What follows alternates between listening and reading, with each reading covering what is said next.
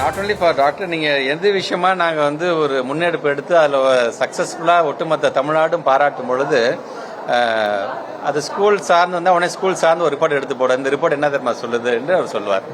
அடுத்த கல்லூரி சார்ந்து நாங்கள் வந்து கல்வி சிறந்த தமிழ்நாடு அப்படின்னு நாங்கள் கொண்டாடினோம்னா உடனே கல்வியில் பார்த்தீங்கன்னா இது இங்கெல்லாம் பின்தங்கி இருக்கு என்று அவர் சொல்லுவார்.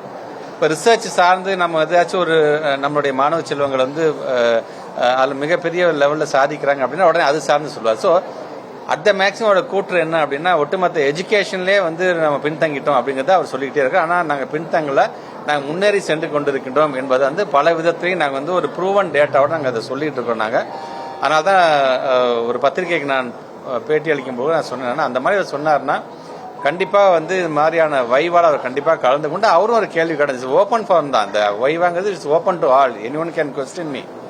அன்பில் மகேஷனுக்காக மட்டும் சொல்ல, எங்களுடைய மாணவ செல்வங்கள் யார் வைவால கலந்துக்கிட்டாலும் கவர்னர் அவர்களே நீங்களும் அதை கலந்து கொண்டு நீங்களும் கேள்வியை கேளுங்க. நீங்க கேட்கிற கேள்விக்கு முறையாக எங்க பிள்ளைங்க எப்படி பதில் சொல்லுது, எங்களுடைய இளைய சமுதாயம் எப்படி பதில் சொல்லுதுன்னு நீங்க பார்த்தாலே ஸ்கூல்ல இருந்து கல்லூரி லெவல் வரைக்கும் எங்களுடைய சிஸ்டத்தை நாங்கள் எப்படி கொண்டு போயிருக்கோம் என்பது உங்களுக்கு தெரியும் என்பதை தான் நான் சொல்றேன்.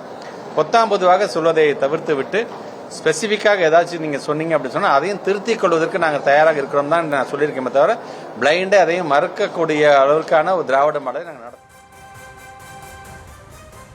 தமிழகத்தில் ஆராய்ச்சி படிப்பு தொடர்பாக தமிழக ஆளுநர் விமர்சனம் செய்திருந்த நிலையில் அதற்கு பதிலடி அளித்திருக்கிறார் அமைச்சர் அன்பில் மகேஷ். அது தொடர்பான அந்த காட்சிகளை பார்த்தோம்.